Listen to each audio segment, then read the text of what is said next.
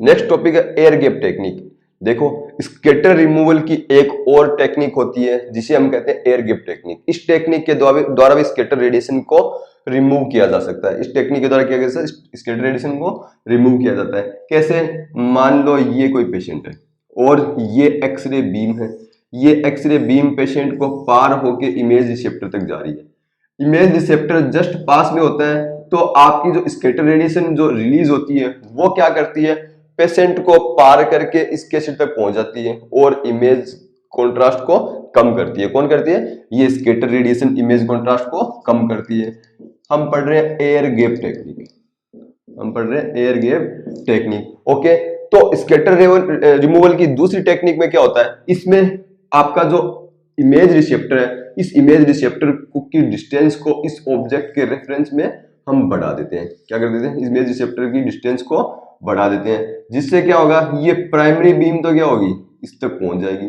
लेकिन मैंने आपको बताया था स्कैटर रेडिएशन का जो मेन सोर्स होता है कॉम्पटन इफेक्ट होता है, और जो स्कैटर फोटोन होते हैं, मैंने कल की क्लास में आपको बताया था कि जो स्कैटरिंग होती है, मेनली स्कैटरिंग या सेकेंडरी रेडिएशन के अंदर इलेक्ट्रॉन और जो फोटॉन्स और कैरेक्टरिस्टिक्स रेडिएशन होता है, तो इनमें इतनी ज्यादा एनर्जी नहीं होती इलेक्ट्रॉन और कैरेक्टरिस्टिक रेडिएशन में ये फिल्म तक पहुंच पाए। लेकिन फिर भी कुछ जो कैरेक्टरिस्टिक्स रेडिएशन हो गए या कुछ स्कैटर्ड फोटोन है, उनमें इतनी एनर्जी होती है वो फिल्म तक पहुंच जाते हैं, इलेक्ट्रॉन्स तो नहीं पहुंचते। तो अगर हम डिस्टेंस बढ़ा देंगे तो कम एनर्जी की स्कैटर फोटोन है वो यहां से फिल्म तक पहुंच ही नहीं पाएंगे। यहां तक फिल्म तक क्या होंगे, नहीं पहुंच पाएंगे। क्यों? क्योंकि इनकी एनर्जी बहुत ही कम होती है। इनकी एनर्जी क्या होती है, बहुत ही कम होती है। ये एयर के अंदर ही क्या होती है, एब्जॉर्ब हो जाती है। एयर के मॉलिक्यूल्स होते हैं वो इसको क्या कर लेते हैं, एब्जॉर्ब कर लेते हैं। तो जो ऑब्जेक्ट और इमेज रिसेप्टर है, इनकी बीच की डिस्टेंस को बढ़ाने से भी स्कैटर रेडिएशन रिमूव हो जाता है। इस मेथड को हम क्या कहते हैं, एयर गैप टेक्निक कहते हैं। इनको क्या कहते हैं, एयर गैप टेक्निक कहते हैं। इसमें क्या होता है, पेशेंट और इमेज रिसेप्टर के बीच में एयर गैप प्रोड्यूस कर दिया जाता है। क्या कर दिया जाता है, एयर गैप प्रोड्यूस कर दिया जाता है, जिससे क्या होता है, इमेज के अंदर से स्कैटर रेडिएशन रिमूव हो जाती है। इमेज का कॉन्ट्रास्ट होता है, इमेज कॉन्ट्रास्ट बहुत ही ज्यादा बढ़ जाता है। लेकिन इस मेथड का एक डिसएडवांटेज भी है।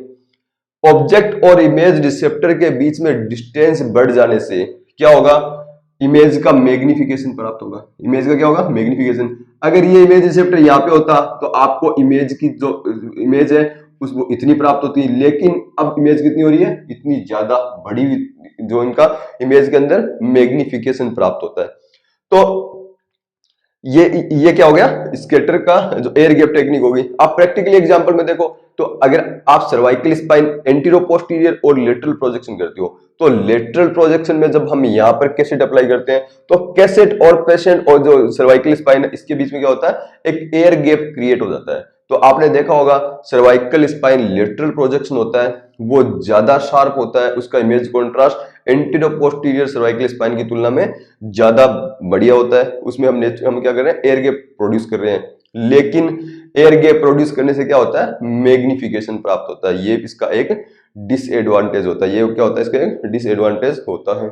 इमेज शार्पनेस को मेंटेन करने के लिए एफएफडी में क्या की जाती है, बहुत ज्यादा रखी जाती है। एफएफडी क्या की जाती है, फिल्म टू फोकस डिस्टेंस इसमें ज्यादा रखी जाती है इसके अंदर, जिससे क्या होता है, इमेज शार्पनेस आपकी मेंटेन रहती है। लेकिन इससे क्या होगा, पेशेंट का रेडिएशन डोज बढ़ता है। लेकिन रेडिएशन डोज बढ़ भी नहीं पाता।